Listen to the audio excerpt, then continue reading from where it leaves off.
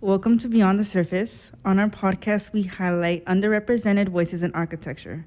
We'll humanize architects by uncovering who they are beyond the surface. Hi, I'm your host, Alex Sanchez, representing Illinois Tech's student chapter of the National Organization of Minority Architects. Today's episode is called Building a Community of Family with our guest, Brian Lee. Brian Lee, FAIA, is a consulting design partner at Skidmore, Owings Merrill. His portfolio includes many award-winning domestic and international projects at all scales, recognized by organizations such as the American Institute of Architects, Urban Land Institute, American Library Association, and the Council of Tall Buildings and Urban Habitat. Brian Lee received his Bachelor's of Arts in Architecture with highest honors from University of California, Berkeley, and his Master's of Architecture with commendation from Harvard University Graduate School of Design. After practicing at SOM San Francisco for 28 years, where he became a design partner, he joined the Chicago office, transitioning to consulting design partner in 2019. Thank you. So let's get started. How do you feel today? Good, I'm fine, thank you. Well, I appreciate you taking your time to be here today. We'll start with our first question. Can you tell us about how you grew up and how that influenced your identity? Okay, let's see. First of all, I'm a California kid. I was born and raised in Sacramento, California. And my grandfather came from China, southern part of China, a place called Toisan or Taisan in the Mandarin dialect. And he came in 1908, just right after the earthquake in California. Wow. And he settled in California and was in farming.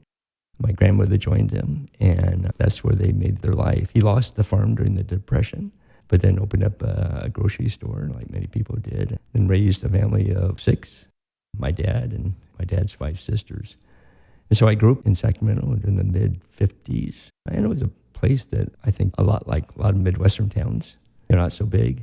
Agricultural around the outside of the perimeter, and my grandmother, picked tomatoes, that type of thing. And I was kind of a typical latchkey kid that after school would be see you later, or during the summers would be see you later, and doors slam, and I would be out, just discovering the city. I think that part of the thing that was interesting about my upbringing was that in the area where we lived, which is the center city, it was very much kind of a very diverse community, probably middle class, maybe even lower middle class, because there was a lot of renewal happening in that area. And it was, composed of yellow, black, brown, white, in terms of all my classmates in elementary school, high school. My family was very much tied into the Chinese community. I mentioned my father had 5 sisters, and they were all really involved in the different family associations, the church, community organizations. So that's kind of, how I spent a pretty happy childhood growing up in Sacramento. I feel like your childhood, you were definitely raised by the community you grew up in. Yeah, very much so. You were very much in your community. I feel like we'll probably talk a little bit about that more later too. What got you interested in architecture? Well, let's see. My dad was a first generation that went to college, studied architecture. And interesting, actually, I don't talk about this very much, but my mom was actually a draftsman for the U.S. Corps of Engineers, as well as U.S. Geological Survey.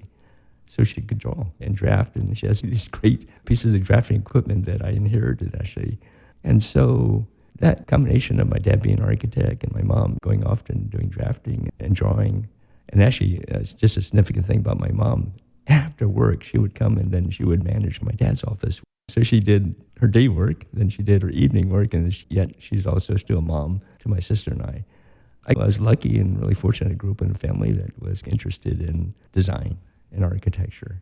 And so I just remember hanging around my dad's basement when I was young. When he graduated from Berkeley, he went off and worked for a few offices in Sacramento for the first few years, but he was also moonlighting in the basement, so I'd be hanging around down there. And then he actually started his office in the basement.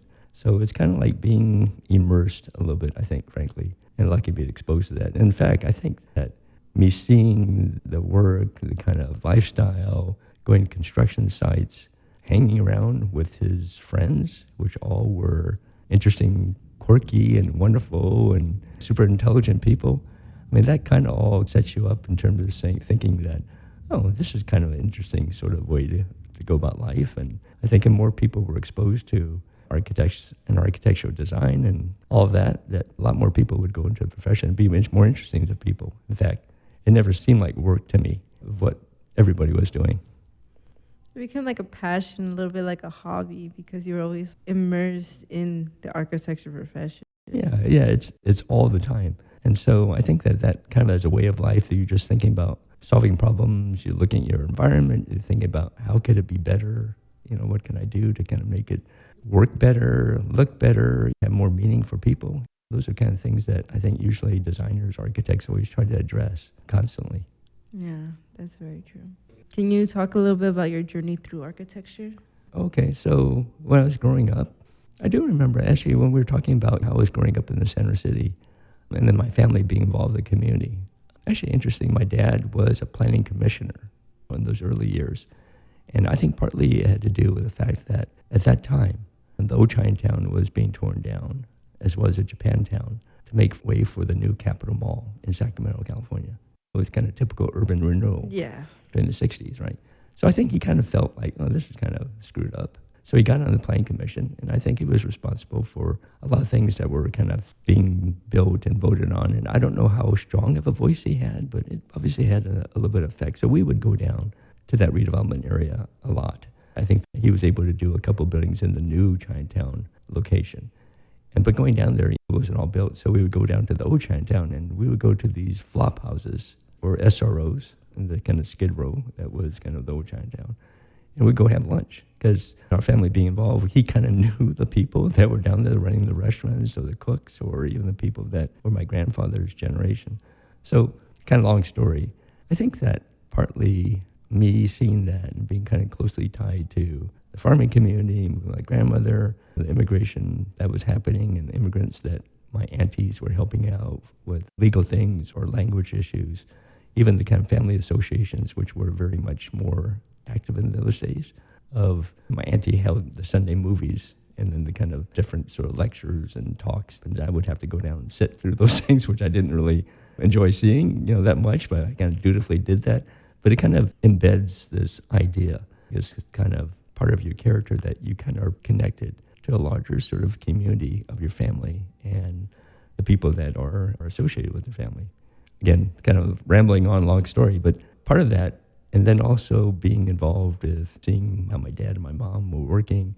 When I did graduate from high school, thought about, okay, what do I want to do? Architecture seems kind of interesting. Let's apply to college, not knowing. So I applied to a couple of schools in California, Cal Poly and Berkeley, got into Berkeley. I always tell this story because I really thought, maybe kidding myself, that, maybe I'll be a math major, right? Got into the lecture hall, 500 people, tiny little screen, super boring. And I said, okay, forget this. I'm going into architecture. So I did 4 years at Berkeley in terms of, at that time, which was really interesting and fun and really a lot of very important people to me in terms of thinking about issues of architecture.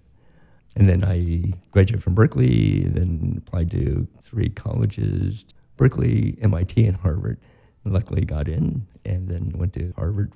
That was really kind of a transformational experience for me. Because at Berkeley at that time, it was really about the social issues, behavioral issues in architecture, social factors in architecture.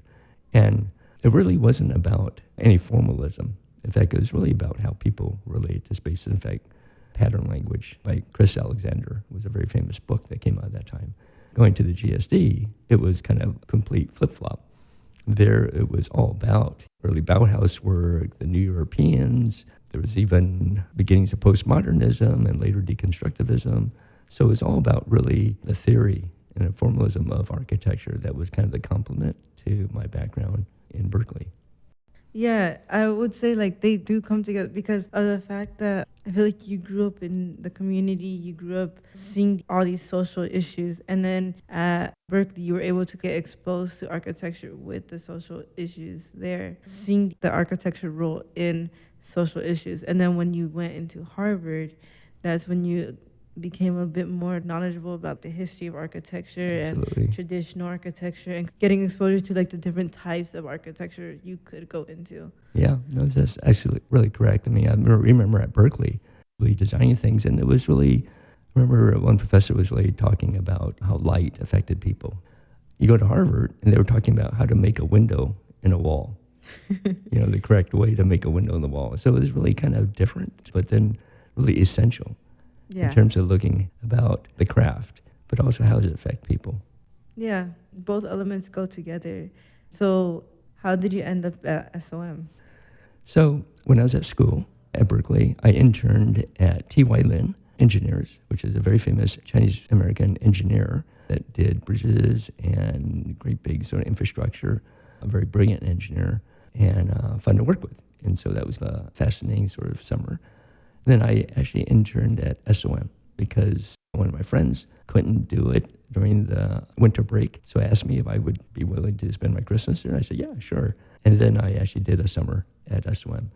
So when I graduated, I actually thought, well, maybe I'll stay on the East Coast, and interviewed a bunch of places, got accepted to IMPA's office. But then my dad said, hey, I got this project in Sacramento. Are you interested in working on it? So I actually delayed going to New York and went back to Sacramento, California to work on a project. And so my dad had a one-man office. It wasn't the kind of big, gigantic place. And so I had a chance to kind of basically do everything on the project. And it was a great learning experience because you learn how to understand the site and the codes and do the clients and put together a package of drawings, and you take it down to the city and you argue with people, and then you actually then argue some more with contractors, and you tear your hair out because how come they're not building it right? And then people look at you like you're crazy. All that stuff actually was really great. And so I really was indebted to my dad. And I don't know if he did that to give me experience or he thought that I really wouldn't be happy or wouldn't even find a job, but he had offered me to that. So I was very fortunate. About that time, after the building was under construction, I got a call back from SOM that said, hey, we have this project actually in China, and we knew you were kind of interested in it. It's for the architecture department. I actually had interned in the planning department. So I had actually done engineering work one summer, then planning work another summer. And then they kept in touch with me, so they said, hey, why don't you come to SOM? And so I thought about it, and my girlfriend, who's now my wife, lived in the Bay Area, so I thought, that's a good idea. And you have been at SOM for how many years? I was at SOM for technically 40 years. Wow. I know. It's kind of crazy, right? People don't really expect to stay at that place for 40 years anymore. Yeah. Can you talk about the different roles you've had with SOM and how you became one of the consulting design partners in Chicago? Okay, so SOM is a really interesting place. And I started in the San Francisco office, which is a little bit different from the other offices. It was I think people consider a large office, but in my mind, those days, it was kind of a medium-scaled office that was very intimate in a sense that it was a group of people that worked as a collective, but actually had very diverse skills. And so there was actually a design department, and then there was a production department. So there would be a group of designers, and that's why I said it was intimate, that was in the design group. And you would do all the work from concept through pretty much DD, design development, right? So you would take it through and figure out site and the place and what it looked like and how it worked, but take it through a certain stage. Everything was kind of fleshed out, and you had to produce a really tight set of drawings. Then it was passed over to the production department, which those guys and gals were like super technical and like really gifted in terms of putting buildings together. And the division of labor was pretty efficient, but it didn't really let you learn that much. The senior designer would come over and they would check those drawings, but then not everybody would be involved in that technical aspect. And the same thing with the technical architects. We changed that a little bit later because we just thought that it wasn't great for integration. It was efficient, but it wasn't great for integration of how people did things. And so I think that was much better where it's now combined as a studio.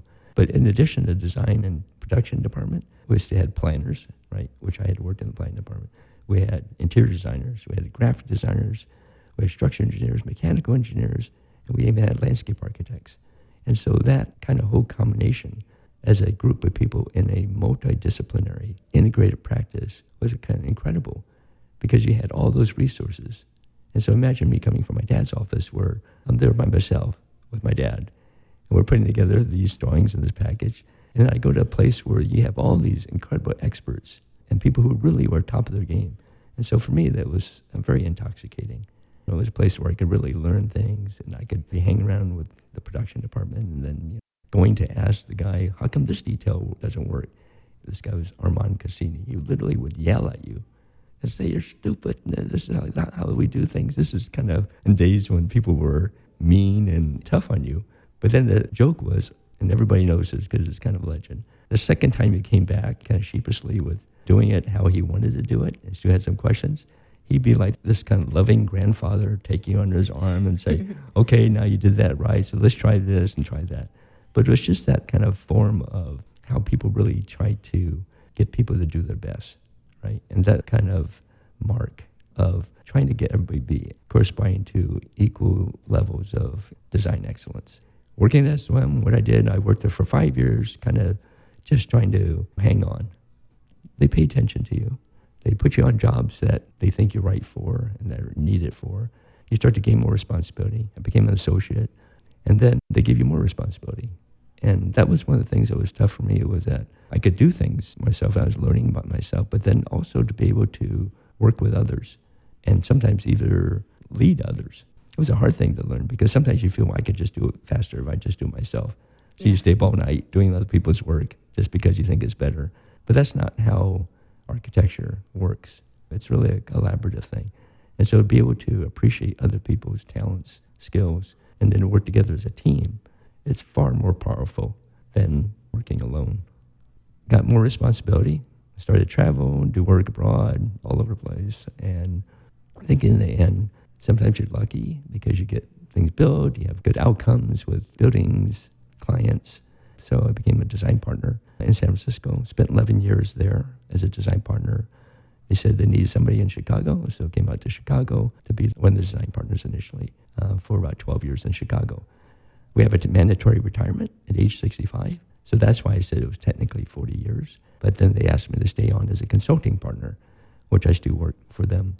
I have several buildings under construction, a couple in design, and still helping them to find work. You did a lot of SOM. You did a lot of SOM. Yeah. I feel like you definitely walked through the ladder of responsibilities that you could have at a firm. So going from intern to a design partner is not common. And and certainly not I'm necessarily a model. But what I always thought was interesting is there are opportunities in front of you, right? And many times it's just lucky opportunities or it's timing. In SOM, I'm always aware of the fact that many incredibly talented people go through the firm. And for sure, it's a place where it has its own foibles in terms of politics and alliances or bad luck or, crap happens, right? Relationships. But I always do think of SOM, and many firms are like this, as a meritocracy where you do well, ideally you get recognized for it, and you are given more responsibility. But there's a lot of people that go through the firm. And I always remember the story that Richard Rogers, the English architect, worked as a young architect in San Francisco for, I think, a summer or a couple of years or something like that. I've seen so many really talented colleagues of mine or my age through the various stages come in and out of the firm and either found better places or it just didn't work out. I even just recently provided some information through interviews to a writer who's talking about a black woman named Allison Williams, who is a very, very accomplished architect that led work at SOM, AECOM, Perkins & Will, has her own practice, and recognized for FAIA. And she was a colleague of mine. And just timing and just circumstances didn't work, even though she was immensely talented. And I always thought she would make a great design partner for SOM, but it just didn't work out. And I would say a lot of it has to do sometimes with, again, the issues of relationships. Sometimes it is racism. Sometimes it's just timing of markets in terms of architecture goes up and down in terms of its cycles of prosperity and recession and development. And sometimes you kind of don't click with clients too. So all that stuff kind of enters into how you actually are able to either succeed or not. But I think it was a place that you could try to find a way that there was a reciprocal relationship of if you did the best you can, hopefully the firm could do the best it could to see that you would succeed. And that's the kind of relationship you should always find in any place that you work. That is very good advice. because I feel like people do need to know that it won't always happen, but there is dedication and time that takes for it to happen. Yeah. I have a question about your design work. What is your design philosophy? That's a hard question, even after 40 years. Well, I think that I mentioned going to school and where you're learning about theory, practice, how people do things. You're looking at a lot of different architects. I think that everybody has to find their way in terms of what they think is meaningful to them and then what they think is relevant to others. When I say others, society or our time. And so I remember when I was in school, I talked about many of the social issues that the architects at Berkeley were talking about.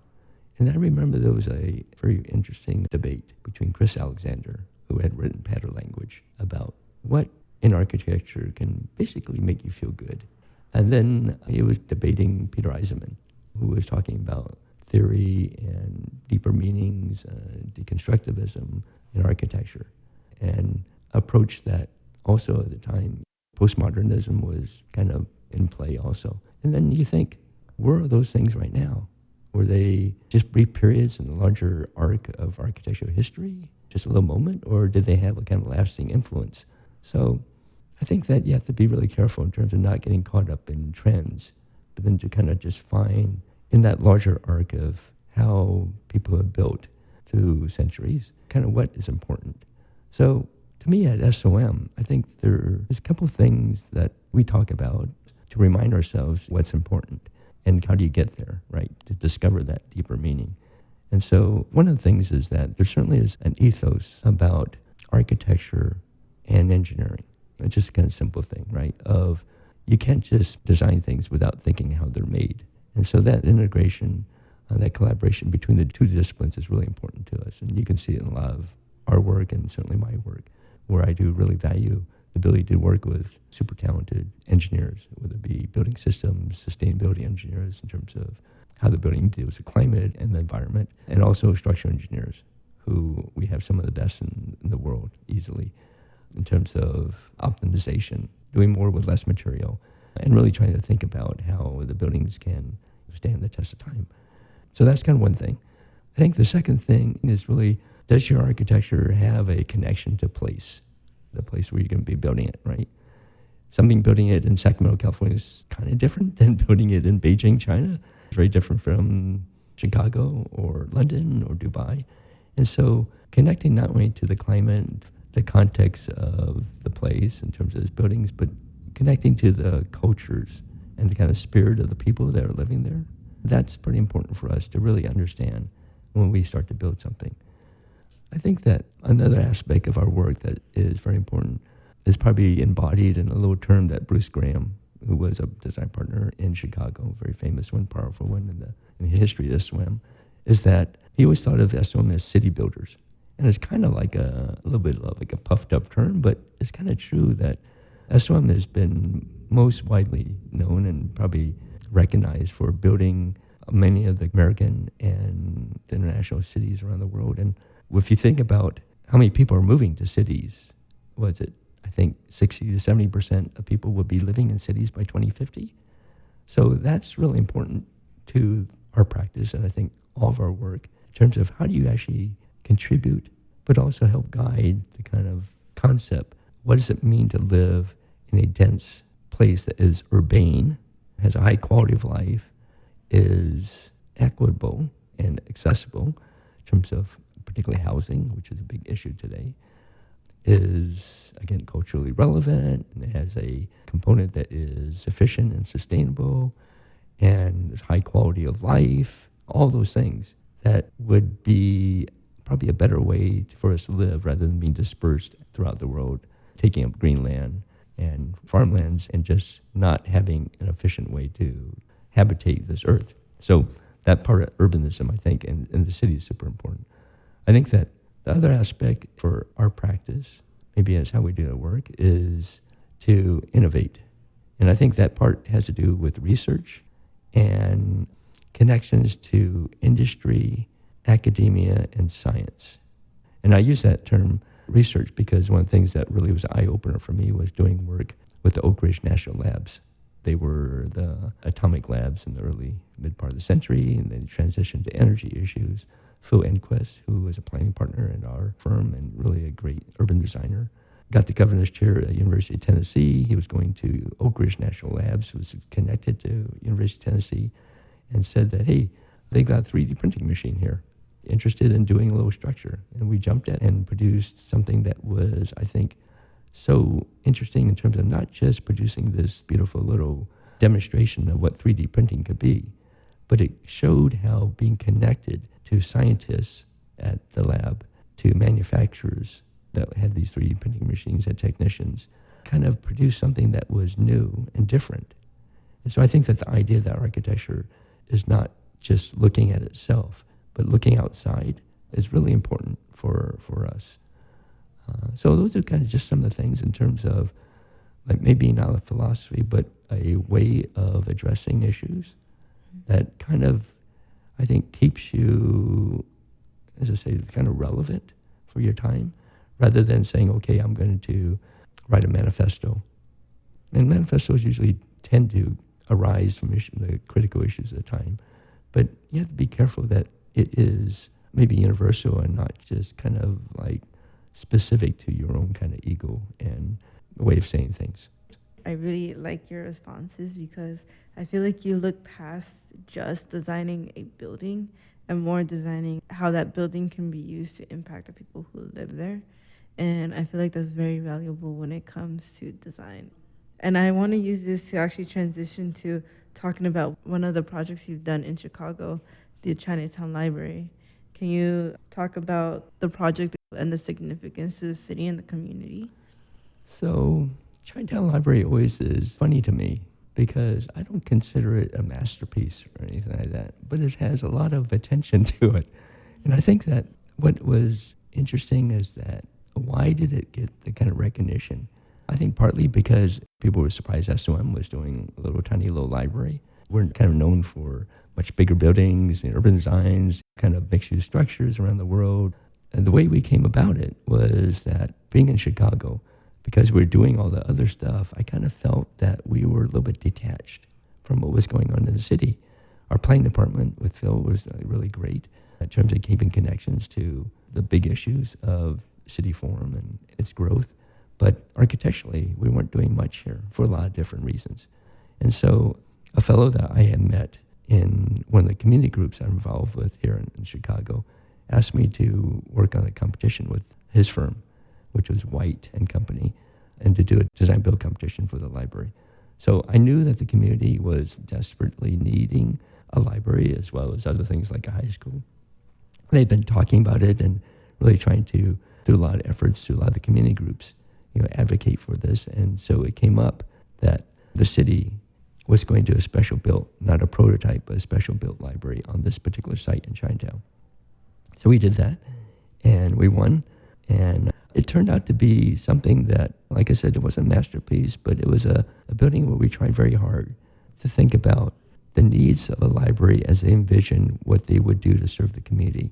And that story is really a long story, but a great story for the Chicago Public Library in terms of them being really connected to the community and how they could be, as an institution in the city, probably one of the most positive things in terms of building a neighborhood and that sense of community.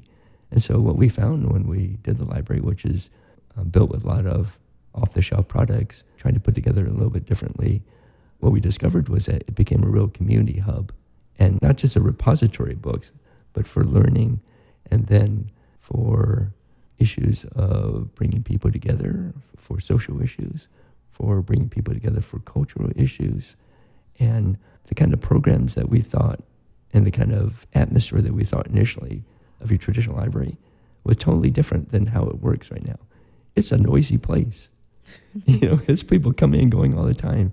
It's not just kids, it's infants too. It's older people, seniors.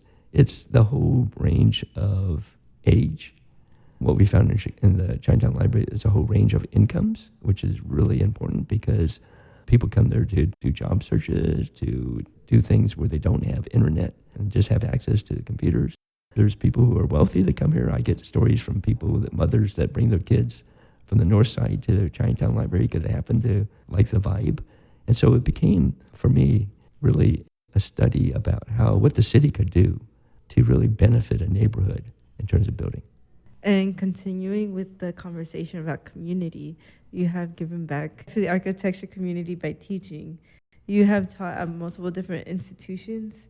Can you tell us about your role in teaching in your architecture career? So, teaching. I think many people at my age probably have an urge to share those experiences. You don't pop out of architecture school as an architect. It's really a lifelong thing that you're seeing, discovery, learning things every day, and through those experiences, you build up a way of doing things. And so I think that, frankly, that experience of me, even teaching here at IIT, being surprised sometimes about how little people know is something that I want to feel like I help people, whether it's referencing buildings that everybody should know, but I discover, oh, well, I didn't really know that when I was in school. Remember I told you about the story about Berkeley, how it's kind of on social factors and really about people and humanism. I had to go into the library myself to kind of search out, who's this guy Lou Kahn? Who's this guy Corbusier? What buildings are these guys talking about? And so to be able to know those buildings, not only in the school, but also to be able to see things throughout 40 years is a way that you start to build up a kind of a treasure chest of knowledge that you can start to impart to people. I think that is also not just experience in making buildings, detailing, understanding construction, how to use materials, or planning, or kind of integration in what you do with other disciplines. But it's also even in terms of how you present work, right? In terms of how you convince people with your drawings, with your descriptions, with any other means of representation or communication for you to be compelling and convincing, right? And that's kind of also a skill that I want students to be able to start to learn when they're in school, when they're presenting work, to be really like, man, she really has a conviction of what she does, and these are some great ideas, and they're maybe not quite fully formed, but then, God, there's so much possibilities there. I mean, those are things that you really want to hopefully impart in students, again, to get excited about the work and really go for it. I think for teaching, though, I'd be really disingenuous if I didn't say it was a two-way street. So for me, I'll tell you everything I know, but I learned so much from students in terms of what the next generation is thinking about, me being better connected to what you and they think is important so that I can sort of cycle that through what I think about and we have a discussion about things. I think that the freshness and originality of some ideas are really great, and sometimes they're very inspiring to me. So sometimes naivete is like a pretty good thing. And if your students were here right now, what advice would you give them? Well, part of it is just remember it's a lifetime of learning things, but start right now and just absorb and see as much as you can. See, learn, hear as much as you can, absorb that information because, again, it just builds up that data bank that you can use as a designers or architects or whatever direction you pursue in the field. And there's lots of people that don't go directly into architecture, as you guys, I think, really know, right? That they work for developers, they work for cities, they strike out and work on alternative furniture or something furniture, else. They work for film, they do lots of things, right? And so the skills that you have here are being constantly built up and honed that enable you to really do lots of different things in the world. Maurice Cox is a great example that he was a mayor of Charlottesville, that he understands how he can actually have effect on a city, as well as a city planner, as well as an educator and an architect. So I think that the skills you have are, really start now.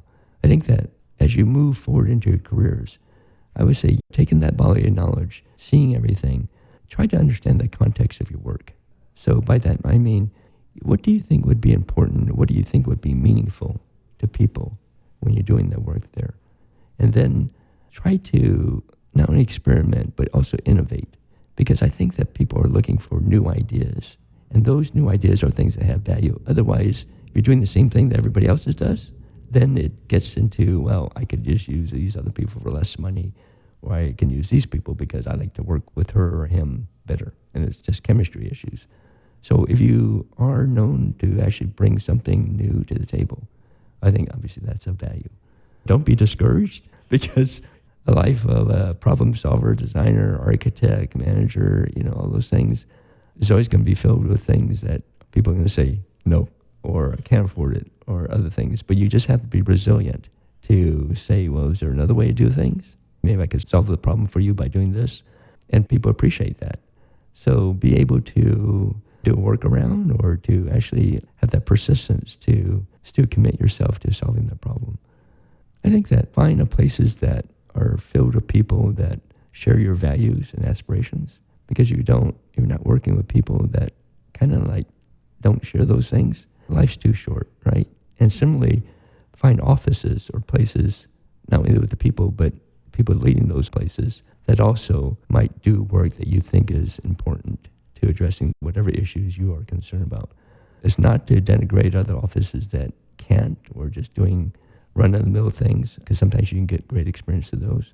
But if you're lucky to find a place where, again, remember I said architecture for me never really felt like work, that's a really great thing to be able to feed your passion and to actually be in a place where, you can think about it all day long.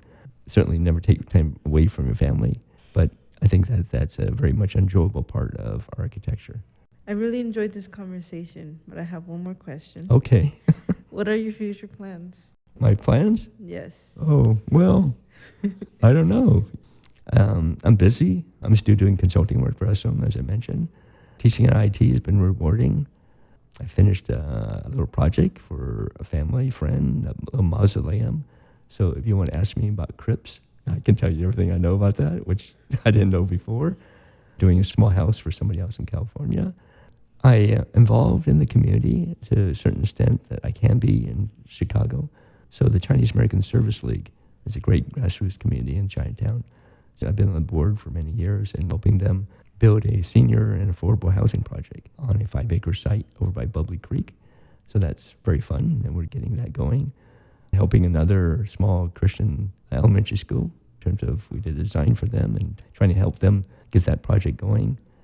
What else? I am on a committee for the Chicago Architectural Center, but there's lots of things that keep me busy. Yeah, I can tell. So it's fun. Well, I hope in your future you get a little break, or you continue doing the things you love, because you did say that you don't see it as work, you see it as passion. Yeah. Oh, there's that one other thing. So coming full circle to the first question, I just thought of it. I'm helping a group of people to think about how to revitalize the Chinatown in Sacramento. That's really nice. Yeah, because remember, my dad did 2 buildings there. Yeah. And there's some other buildings that are just going through disrepair, and the family associations are shrinking. And so there's a lot of pressures from outside development to turn it into a big fancy hotel mixed-use complex, because it's right next to the arena that the basketball team plays there. So there's all that outside development pressure, but it really is part of the legacy and history of that Chinese community. So we're trying to find ways to help fix that. I really like that you're still involved with the community in Sacramento, because even though you're all the way over here in Chicago, I feel like that's really nice. Yeah, it's you don't forget some of those things. My grandmother, who was very dear to me, I always, whenever I see the senior housing project here in Chicago, when I would take a class to go visit it, just to have them understand what senior housing is like for that particular cohort of seniors. The little lady was just like my grandmother. So being able to see how you can actually take your family and broaden it out to the larger community and be involved, right? I think that's really important. I really enjoyed this conversation. I learned so much, and you hit a lot of points. I really like your advice and the way you see the world, architecture teaching, the community. So thank you for taking your time to be here with us today. Is there anything you would like to say before we end the episode?